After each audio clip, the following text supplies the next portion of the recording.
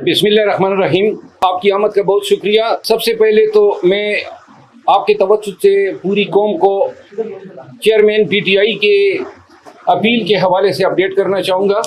Toshakhana case में आज appeal की समाअत हुई। डिवीज़न बेंच ने chief justice Islamabad high court की सरबराही में समाअत की।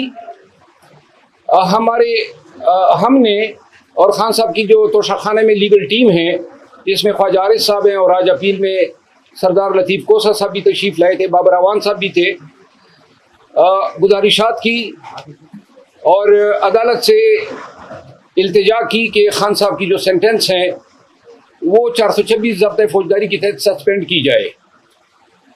अदालत ने जो है बावजूद अपना ये कार्रवाई जो है उसमें नोटिस जारी करना ज़रूरी समझा और गालिबन जहाँ तक मुझे याद है 4 दिन के बाद उन्होंने कहा कि ये केस दोबारा सुना जाएगा। क्योंकि पाकिस्तान में कानून जो है शॉर्ट सेंटेंसेस जो 3 साल से लेके 5 साल और दूसरी कैटेगरी है 5 से 7 साल तक, जो 3 से 5 साल होते हैं वो ऑर्डिनरीली अमूमन पहली पेशी पे सस्पेंड हो जाते हैं। ताहम इस केस का प्रोफाइल देख के या अदालत ने खुद ज़रूरी समझा तो उन्होंने जो है 4 दिन के बाद जो है कार्रवाई टेकअप करने का इंदिया दिया। आज 2-3 डेवलपमेंट्स और हुई। एक तो कल हम गए थे इस्लामाबाद हाई कोर्ट के हुक्म पर मैं और उमेर नियाजी एडवोकेट चेयरमैन पीटीआई से मुलाकात के लिए। Chief justice Islamabad high court Aamir Farooq साहब ने तहरीरी हुक्मनामा जारी किया जिसमें मेरा नाम था, उमेर नियाजी साहब का नाम था, मेरी रिट पिटीशन थी जिसमें उन्होंने डायरेक्शन दी कि इनकी चेयरमैन पीटीआई के साथ मुलाकात कराई जाए। हुक्मनामा तहरीरी तौर पे मुसद्दिक़ का नकल हमें ताख़ीर से मिली। जो जब हम वहाँ पे पहुँचे तो तकरीबन 7 और 7:30 के बीच का टाइम था, जिस पर जहाँ पे नाका लगा है पुलिस का वहाँ उन्होंने हमें रोका और कहा कि जी हम इत्ला करते हैं। कोई 1 घंटे के बाद जो है डिप्टी सुपरिटेंडेंट अब जेल सुपरिटेंडेंट का ये पैगाम लेकर आए कि चूँकि 6 बजे हम क्लोज कर चुके हैं गिनती, तो लिहाजा मुलाकात नहीं हो सकती है। चूँकि खुद हम इस कानून के पेशे से वाबस्ता है और हमें उनकी मजबूरियों का इदराक था, ताहम उन्होंने फिर हमें कहा कि आप मज़ीद इंतज़ार कर लें, अगर सुपरिटेंडेंट साहब जो हैं वो आपको इजाज़त दे। इंतज़ार बीसीआर के बावजूद हमें इजाज़त नहीं मिली। यहाँ पे हमारी कमिटमेंट्स थी इस्लामाबाद में, तो हम वहाँ से रवाना हुए और इस्लामाबाद पहुँचते हुए रास्ते में हमने इस हवाले से वीडियो भी जारी की। आज सुबह चीफ जस्टिस साहब को मैंने इन्फॉर्म किया कि गरचे आपका हुक्मनामा चूँकि हमें ताख़ीर से मिला था तो जेल हुकाम ने ये बहाना बना के हमें मुलाकात नहीं दी।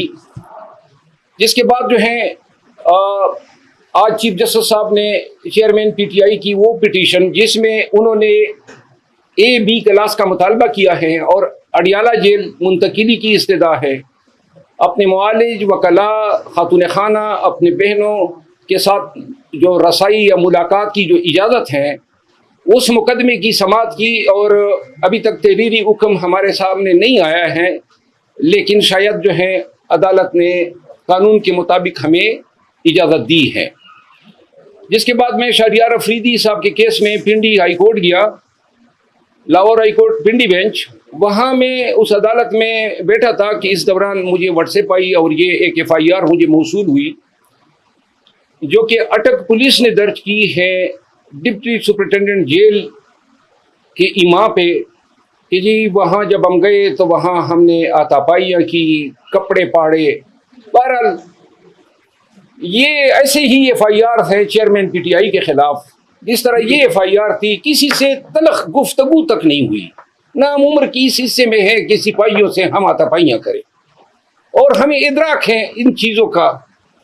लेकिन अफसोस इस उम्र पे होता है कि जेल सुपरिटेंडेंट और DPO जिसका नाम डॉक्टर ग़ियास गुल है, ये कंपनी के अलाकार बने और उनकी इमा पे इन्होंने हम पे ये FIR दर्ज की। FIR में इल्ज़ामात हैं और हम ये एक चीज़ उनको दाद देते हैं कि थोड़ी सी शराफत ये दिखा दी, और जिसके ये मुस्तहक हैं कि कपड़े फाड़ने का इल्ज़ाम चलो मर्द का लगा दिया है, शुक्र है किसी रिश्तेदार खातून का इल्ज़ाम नहीं लगाया। डॉक्टर गियास गुल जो है उसने मुझसे थोड़ी देर कबल उन्होंने मुझे कॉल की, मैं टाइम बता देता हूँ, और चूंकि वो इस्लामाबाद में काफ़ी अरसा एसपी एसएसपी वगैरह रहे हैं, ये 1:15 पे उन्होंने मुझे कॉल की, और इनके कॉल से मुझे पता चला दो चीज़ों का कि इसकी बेगम जो कि डीएमजी ऑफिसर हैं, जो यहाँ एक घर पे कब्जा करना चाहती थी और जिसमें मैं मुखालिफ फरीक वकील था, और वो कब्जा करना मैंने उनको कब्जा करने नहीं दिया। और दूसरा, इसने कोई प्लाट लिया है गैर कानूनी तौर पे, जो दूसरे एक पीएसपी ऑफिसर ने चैलेंज किए और मैं उनका वकील हूं, और ये उसके साथ जो है आउट ऑफ द वे नेकी की गई थी, तो वो उस केस में भी रिस्पोंडेंट हैं और मैं इसका मुखालिफ वकील हूं।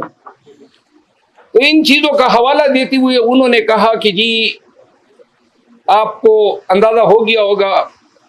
तो मैंने उनको कहा कि मोहतरम, मुझे तो ये इन छोटी छोटी चीज़ों का इल्म नहीं होता है, लेकिन आपकी इतनी औकात नहीं है कि आप मुझ पे डायरेक्ट एफआईआर करें, अगर आपकी पुष्टपनाही वो लोग न कर रहे हो जो आजकल पूरे पाकिस्तान में लोगों पर एफआईआर कर रहे हैं।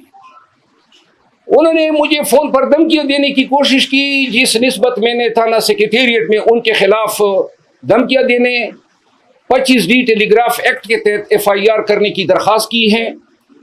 साथ ही चूंकि इन लोगों ने कानून का मजाक उड़ाया है और हाई कोर्ट के हुक्म पे हम गए थे, मुलाकात आपने नहीं करनी दी, उसके बाद इस हद तक आप लोगों का गिर जाना इन इदारों के लिए कि आप ये इल्ज़ाम तराशियां कर रहे हैं। अब ये चीज़ आज की पहली वारदात नहीं है। मैंने 15 दिन पहले मीडिया के साथ टॉक्स के जरिए आपको आगाह किया था कि हमें धमकियां मिल रही हैं, ये हमें काम से खान की चेयरमैन पीटीआई की वकालत करने से रोकना चाहते हैं। चेयरमैन पीटीआई के तकरीबन 30 के लगभग मुकदमात में मैं उनका वकील हूं, और ये ऐसे करतूतों के जरिए चेयरमैन पीटीआई को और उनकी लीगल रिप्रेजेंटेशन से महरूम करना चाहते हैं। क्या जरूरत पड़ी है उनको ऐसे हरकतें करने की? क्या सुप्रीम कोर्ट ऑफ पाकिस्तान का एक वकील आपकी इस 506 के मुकदमे से डर जाएगा? क्या आप ऐसे हरकतें करके अदलिया को, पाकिस्तान भर के बार एसोसिएशंस को क्या पैगाम देना चाहते हैं?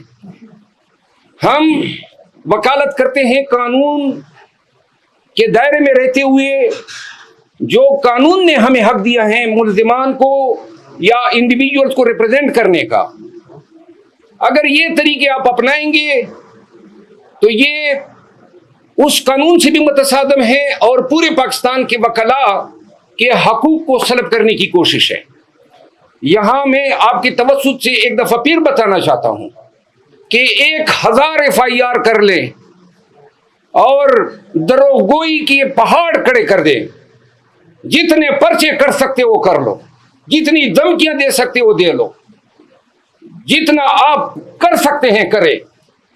अगर पाकिस्तानी कौम और पाकिस्तान के वकला को डराने का ख्याल है आपके ज़हन में, तो हम आपके डर को जूते के नोक पे रखते हैं, और इंशाल्लाह हम अदालतों से, बिलखसूस सुप्रीम कोर्ट ऑफ पाकिस्तान से और सुप्रीम कोर्ट ऑफ पाकिस्तान के तमाम मुअज़्ज़ज़ जज साहिबान से मैं मुल्तमिस हूं कि आपके सामने पाकिस्तान में यह सब कुछ हो रहा है।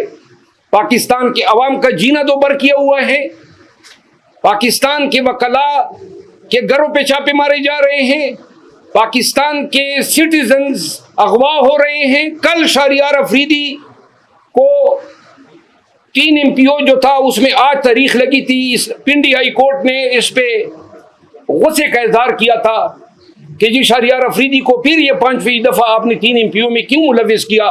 आज अदालत में डीसी रावलपिंडी ने बताया कि जी वो हुक्मनामा मैंने वापस ले लिया। एक ऐसे हुक्मनामा जिनको ये कोर्ट में डिफेंड नहीं कर सकते हैं। शहरियार अफरीदी के भाई को कल रात 12:50 पे रात के 12:50 पे उन्होंने डीसी जेलम ने 3 एमपीओ खत्म किया और उनको नामालूम अफराद के हवाले कर दिया। शहरियार अफरीदी का 3 एमपीओ कल इन्होंने खत्म किया। आज पता चला डीसी इस्लामाबाद जिसका पहले 3 एमपीओ का लदम हो चुका है, उसने ये 7वीं दफा 3 एमपीओ शहरियार अफरीदी पे लगा दी। तमाम जज साहिबान देखें, क्या पाकिस्तान इसलिए बना था? ये मुल्क है, ये आपका आईन है, ये बुनियादी हकूक है। क्या इस तरह होता है मुहज़्ज़म मुआशरों में अपने शहरियों के साथ? और ये लामतनाई सिलसिला कब रुकेगा? अदालतें हमें छोड़ रही हैं, अदालतों से इस्तदा है ना कि छोड़ते हुए साथ में ये भी काम करें कि आइंदा कोई इनको गिरफ्तार ना करें। जिस तरह आज मैं दाद देता हूं ऑनरेबल जस्टिस अनवारुल हक बन्नू साहब की, उन्होंने आज हुक्मनामा किया कि पंजाब भर में कहीं पर शहरियार अफरीदी को अगर गिरफ्तार करेंगे 3 एमपीओ में तो पहले हाई कोर्ट से इजाजत लेंगे। मैं यहां पे सताइश करूंगा chief justice Peshawar high court Ibrahim Khan साहब के उस फैसले के, जब मेरे साथ रंगेज खान एमपीए गया हुआ था असद कैसर साहब और इन्होंने कोर्ट के प्रेमिसेस से अगवा किया, तो उन्होंने कहा कि मैं मुलाजिमत से इस्तीफा दे दूंगा अगर रंगेज को पेश नहीं किया आधे घंटे के अंदर, और साथ में यह हुक्म दिया कि जब तक आपके मुकदमा फैसले नहीं होंगे कोई आपको गिरफ्तार नहीं करेगा। मैंने शहरियार अफरीदी का किस्सा सुनाया, घर घर ये कहानी है। पीटीआई के तमाम क़यादत के साथ ऐसा हो रहा है। एक तरफ हमारे खिलाफ ये जेली FIR की, दूसरी तरफ इन्होंने नईम हैदर पंजोता को FIA ने 8 साढ़े 8 घंटे अब से भेजा में रखा। आज ख्वाजा हारिस साहब जो हैं वो जा रहे हैं, 50 साल हो गए हैं ख्वाजा हारिस साहब को वकालत करते हुए तकरीबन। आज वो जा रहे हैं कि जनाब एक ऐसी इंक्वायरी में कि जिसमें इल्ज़ाम ये था कि मुअज़्ज़ज़ जज साहब जो हैं उन्होंने अपने टाइमलाइन पे 2014 से इमरान खान के खिलाफ पोस्ट लगाई हुई है, वीडियोस हैं, मिमिक्री है। अब इसका इलाज तो यही था कि इसकी तहकीक होती। अगर ये झूठ थे, पीटीआई ने इसको मिलाइन किया, गलत अपनी तरफ से पोस्टें बना दी, तो इसकी तफ्तीश करते, फेसबुक से पूछते। 90 दिन का टाइम होता है कि जनाब ये इसने लगाई दी या नहीं, क्योंकि इसने डिलीट करके अपना प्रोफाइल लॉक कर दिया है। 100% इसके टाइमलाइन पे इसके पोस्टें। Chief justice Islamabad high court ने अपने हुक्मनामे में इस इंक्वायरी का ऑर्डर किया है और इस हुक्मनामे की आड़ लेके FIA चेयरमैन पीटीआई के वकला को हरासा कर रही है। आज chief justice Islamabad high court को मैंने बताया कि आपके हुक्म की आड़ लिया जा रहा है।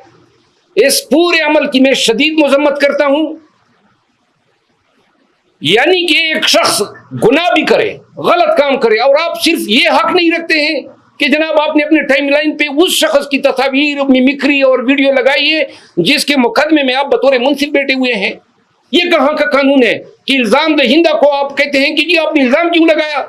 इल्जाम लगाया था, इल्जाम दुरुस्त था, एक दफा फिर लगा रहे हैं, एक दफा फिर कैमरे के सामने पूरे मुल्क को बता रहे हैं कि वो इन्होंने लगाई थी, इसी का टाइमलाइन था, और साबित कर दें कि हमारा ये इल्जाम गलत है, हम हर सजा भुगतने को तैयार हैं।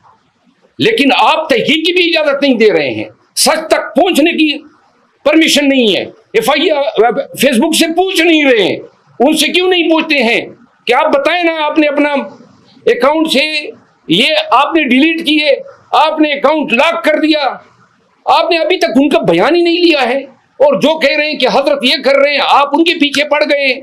इस फिस्तायत की इजाजत नहीं दी जा सकती है। आखिर में चेयरमैन पीटीआई के जो केसेस हैं, इस हवाले से इंशाल्लाह 1-2 दिन के अंदर हम मुकम्मल एक स्ट्रेटेजी बना रहे हैं।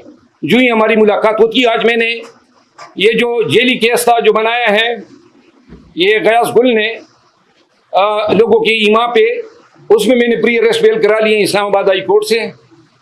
हम चाहते हैं कि ये मुकदमा हम पे साबित करें, लेकिन अगर साबित नहीं कर सके तो जिसने FIR दी है और जिसकी मर्जी से हुई है वो फिर मिलिशियस प्रोसिक्यूशन के केसेस के लिए भी तैयार हो जाएं। मैं आप सबका बहुत मशकूर हूं कि आप इस गर्मी में मेरे दफ्तर तशरीफ लाएं। Thank you so much. अगर कोई सवाल हो तो मैं हाजिर हूँ। बाबा साहब, आज डबल बेंच में भी कार्रवाई थी खाना केस के हवाले से, उस हवाले से जरा थोड़ा बताइएगा कि वो क्यों इतना डिले कर दिया गया। देखिए, PTI के साथ और चेयरमैन PTI के साथ इंसाफ नहीं हो रहा है और इंसाफ पूरे मुल्क में नहीं हो रहा है। इंसाफ के तमाम इदारे जो हैं, जब इंसाफ की ज़रूरत पाकिस्तानियों को पड़ी तो जनाब अली एक दूसरे की तरफ देख रहे हैं, तमाशा कर रहे हैं। कोई इसके आगे बंद बांधने वाला नहीं है।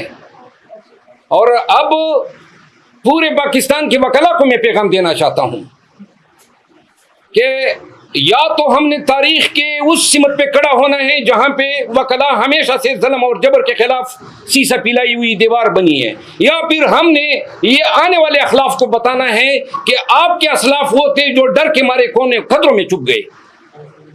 जी अच्छा सर, आपके ऊपर भी अभी प्रेशर बिल्डअप हो रहा है, जैसे आपका मुकदमा हुआ, तो आप इस रास्ते से हटेंगे खान साहब का जो साथ दे रहे हैं, क्योंकि आपके ऊपर ज्यादा नजरें हैं इस वक्त PTI कारकुनान की और जनाब, मैं शायद इन सब का प्रिंसिपल टारगेट हूं और मैंने आज ट्वीट में भी कहा है कि जब तक सांस में जान में जिंदगी है, सांस है, तो खान के साथ हैं, खान के केसेस लड़ेंगे।